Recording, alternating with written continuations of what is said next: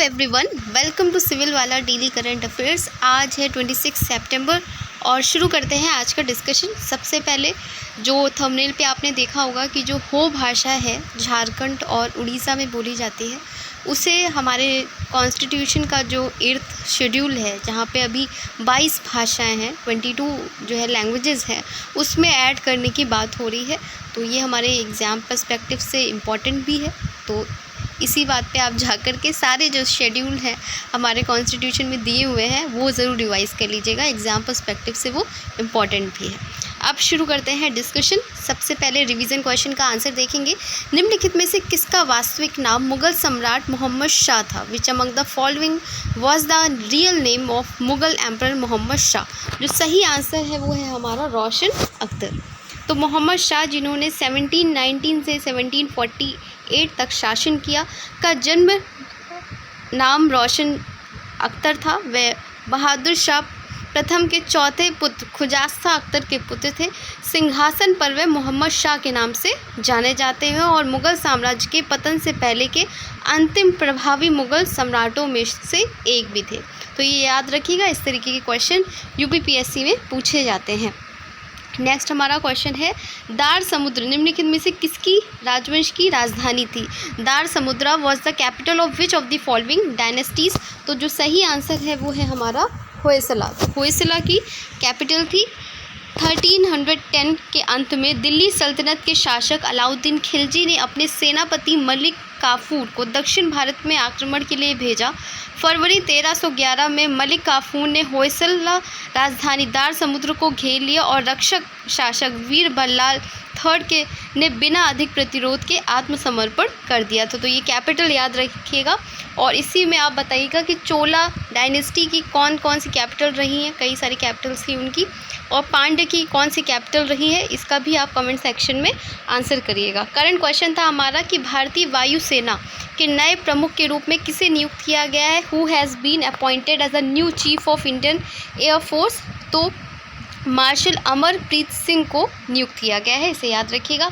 आज का पहला क्वेश्चन है हमारा, हाल ही में अनुराग कुमार डिस किस देश के राष्ट्रपति चुने गए हैं? रिसेंटली अनुराग कुमार डिस has been elected as the president of which country? तो ये चुने गए हैं कहाँ के? श्रीलंका के। तो याद रखिएगा इन्हें।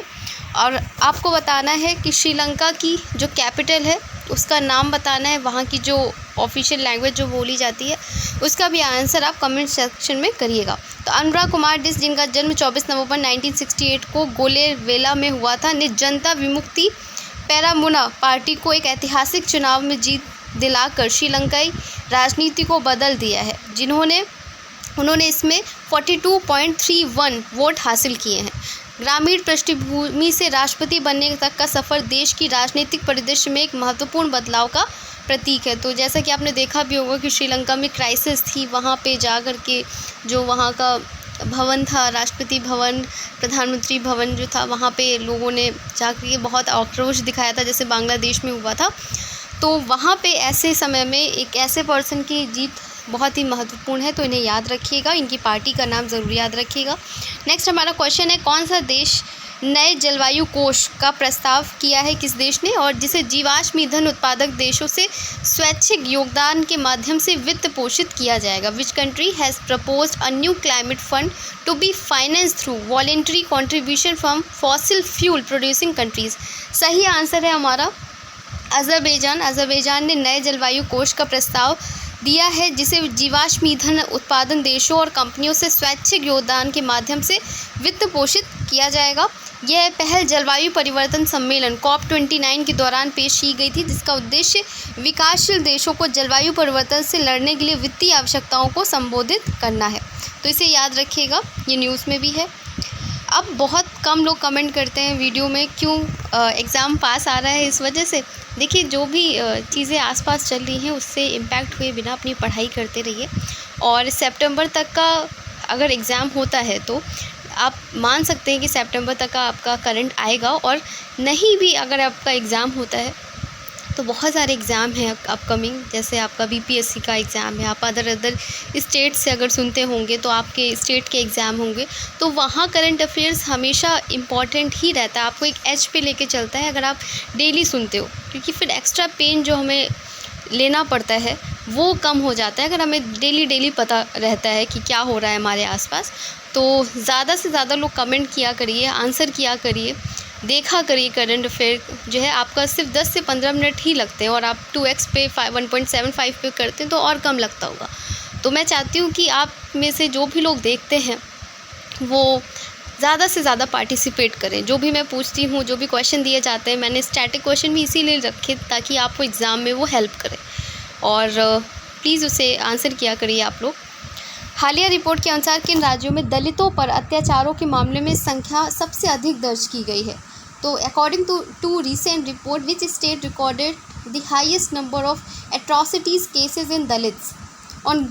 तो ये कौन कौन से वो है हमारे राज्य? उत्तर प्रदेश है, राजस्थान और मध्य प्रदेश है। तो 2022 में अनुसूचित जातियों के खिलाफ 97.7% अत्याचारों के मामलों में 13 राज्यों से रिपोर्ट लिए गए। उत्तर प्रदेश, राजस्थान और मध्य प्रदेश ने इस तरीके के मामलों में सबसे अधिक संख्या दर्ज की है। वहीं 13 राज्य अनुसूचित जनजातियों के खिलाफ 98.91% की अत्याचारों की रिपोर्टिंग दर्ज की गई है।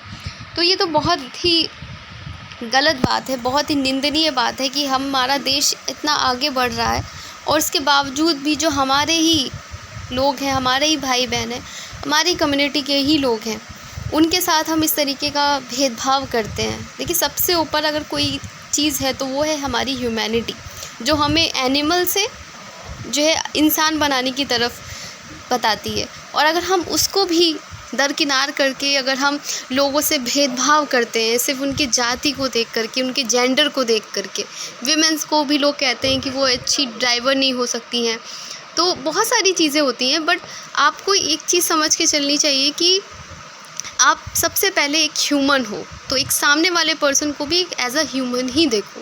ये आज के टाइम पे भी 97.7% तक अत्याचार हो रहे हैं SC/ST लोगों के साथ में और विमेंस के साथ में, तो ये बहुत ही गलत है। और आपकी क्या राय है इस पे आप ज़रूर कमेंट सेक्शन में लिखिएगा कि इस तरीके की चीज़ों से हम कैसे निदान पा सकते हैं।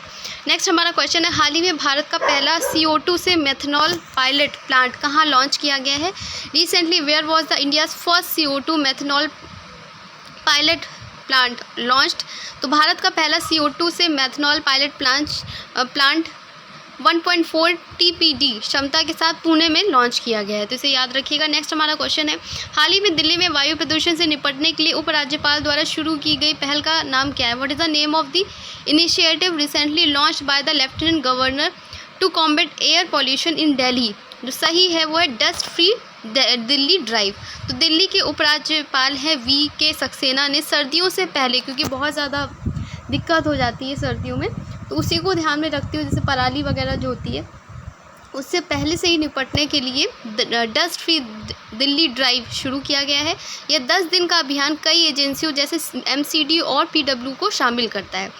तो ये पहल दिल्ली सरकार की सर्दी कार्य योजना के साथ मेल खाती है और जिसका उद्देश्य सर्दियों के महीनों में प्रदूषण के स्तर को संबोधित करने से रिलेटेड है। नेक्स्ट हमारा क्वेश्चन है, हाल ही में किस राज्य ने राज्य खाद्य सुरक्षा सूचकांक SFSI 2024 में पहला स्थान हासिल किया है? Recently which state secured first spot in the state food safety index 2024? तो केरल काफ़ी चीज़ों में आगे रहता है, तो केरल ने ही राज्य खाद्य सुरक्षा सूचकांक 2024 में लगातार दूसरे वर्ष शीर्ष स्थान प्राप्त किया। ये सूचकांक 2024 में FSSAI वैश्विक खाद्य नियामक शिखर सम्मेलन के दौरान जारी किया गया है और इसका उद्देश्य भारत में खाद्य सुरक्षा मानकों में सुधार लाना है, तो इसे याद रखिएगा। नेक्स्ट हमारा क्वेश्चन है, इंस्पायर मानक योजना जिसे हाल ही में समाचारों में देखा गया था किस संगठन द्वारा जारी की गई है?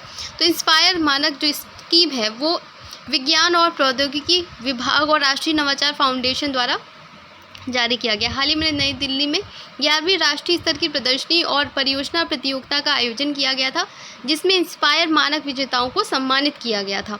इसमें भारत सरकार के वैज्ञानिक और प्रौद्योगिकी विभाग की एक प्रमुख योजना है। ये विद्यालयों के छात्रों में नवोन्मेषी विचारों का समर्थन करती है, मतलब इनोवेशन को ज़्यादा प्रमोट किया जाता है। इसमें उन्हें विज्ञान और शोध करियर को अपनाने के लिए प्रेरित किया जाता है। इसका लक्ष्य 6 से 10 में और 10 से 15 आयु वर्ष के छात्रों को लक्षित करना है। नेक्स्ट हमारा क्वेश्चन है fast track immigration trusted travellers programme जिसे हाल ही में भारत में 20 और हवाई अड्डों पर विस्तारित किया गया है, किस मंत्रालय के अधीन है? Fast track immigration trusted traveller programme recently expanded to 20 more airport in India is an initiative of which ministry? तो सही जो आंसर है वो है हमारा गृह मंत्रालय। गृह मंत्रालय ने fast track immigration trusted traveller programme को भारत में 20 और हवाई अड्डों पर विस्तारित किया गया है। ये गृह मंत्रालय की एक पहल है। इसका उद्देश्य भारतीय नागरिकों और OCI कार्ड धारकों के लिए इमिग्रेशन क्लियरेंस को तेज करना है। नेक्स्ट हमारा क्वेश्चन है कौन सी फिल्म ऑस्कर 2025 के लिए भारत की आधिकारिक प्रविष्टि के रूप में चुना गया है? Which film has been selected as India's official entry for Oscar 2025? तो सही आंसर है वो हमारा है लापता लेडीज़। ये शायद मूवी आप लोगों ने देखी भी होगी, काफ़ी अच्छी मूवी है। लापता लेडीज़ को ऑस्कर 2025 के लिए भारत की आधिकारिक प्रविष्टि के रूप में चुना गया है। यह घोषणा 23 सितंबर को फिल्म फेडरेशन ऑफ इंडिया की जूरी के द्वारा की गई है, जो हर साल सर्वश्रेष्ठ अंतर्राष्ट्रीय फीचर फिल्म में श्रेणी में भारतीय फिल्म का चयन करती है। फाइनल क्या डिसीजन होता है वो तो देखना है, लेकिन अभी नॉमिनेट हुई है हमारी मूवी लापता लेडीज़। नेक्स्ट हमारा क्वेश्चन है भारत में 45वें फिडे शतरंज ओलंपियाड में कौन सा पदक जीता है? Which medal did India win in the FIDE chess Olympiad? तो इसमें हमने कौन सा मेडल जीता है? गोल्ड, स्वर्ण। इतिहास में पहली बार भारतीय पुरुष और महिला टीम ने शतरंज ओलंपियाड में स्वर्ण पदक जीता है। GM गुकेश डोम, राजू अर्जुन एरिगेसी और प्रज्ञानंदा रमेश बाबू ने 45वें फिडे शतरंज ओलंपियाड में भारत के लिए पदक जीतने के लिए प्रतियोगिता जीती। महिलाओं ने भी उत्कृष्ट प्रदर्शन किया और पहली बार स्वर्ण जीता। ये बहुत गर्व का विषय है।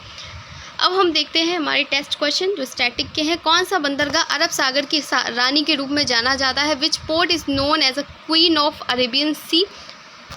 हमारे ऑप्शन है विशाखापत्तनम बंदरगाह, Visakh port, Paradip port, Kochi port और मुंबई पोर्ट। नेक्स्ट हमारा क्वेश्चन है भूगोल में 0 क्षितिज, P क्षितिज, A क्षितिज निम्नलिखित में से किसकी परिधें हैं? In geography O horizon, A horizon are the layer of the which of the following? Soils की हैं, रॉक्स की हैं, एटमॉस्फेयर की हैं या ओशन की है? इसका आंसर आपको करना है। और करंट क्वेश्चन है हाल ही में अनुराग कुमार डिस किस देश के राष्ट्रपति के रूप में चुने गए हैं? इन सभी का आंसर आपको कमेंट सेक्शन में करना है। देखिए आप लोगों के लिए ही मैंने स्टैटिक क्वेश्चन भी ऐड किए हैं। अगर आप लोग को इससे कम फ़ायदा मिल रहा हो तो मैं सिर्फ करंट के क्वेश्चन ही रखूँ, सिर्फ 10 क्वेश्चन जो मैं रखती हूँ। तो आप ज़रूर कमेंट सेक्शन में बताइएगा अगर आपके लिए हेल्पफुल है ये स्टैटिक क्वेश्चन तो ही मैं रखूँ, और आप ज़रूर कमेंट करें। और आज का डिस्कशन यहीं तक था। मिलते हैं कल एक नए डिस्कशन के साथ में। तब तक अपना ख्याल रखिए और पढ़ाई करते रहिए। किसी भी चीज़ को खुद के पढ़ाई पे बिल्कुल भी इम्पैक्ट मत आने दीजिए। एग्ज़ाम से पहले ये सब चीज़ें होती हैं। अगर एग्ज़ाम पोस्टपोन हो भी जाता है तो आपकी पढ़ाई आपसे कोई छीन नहीं लेगा। वो अगर एक्स्ट्रा आप रिवाइज़ कर लोगे तो आपको हेल्पफुल ही रहेगा, चाहे एग्ज़ाम दिसंबर में हो चाहे जब भी हो। तो आप रिवाइज़ करते रहिए, है ना, वो आपको फ़ायदा करेगा, नुकसान तो नहीं करेगा। एक्स्ट्रा पढ़ लोगे आप तो बस उसको पढ़ते रहिए और अपना गोल हमेशा याद रखिए कि आप क्यों कर रहे हो। तो आपको कभी भी निगेटिव नहीं लगेगा, ना ही मोटिवेशन आपका लो होगा। धन्यवाद।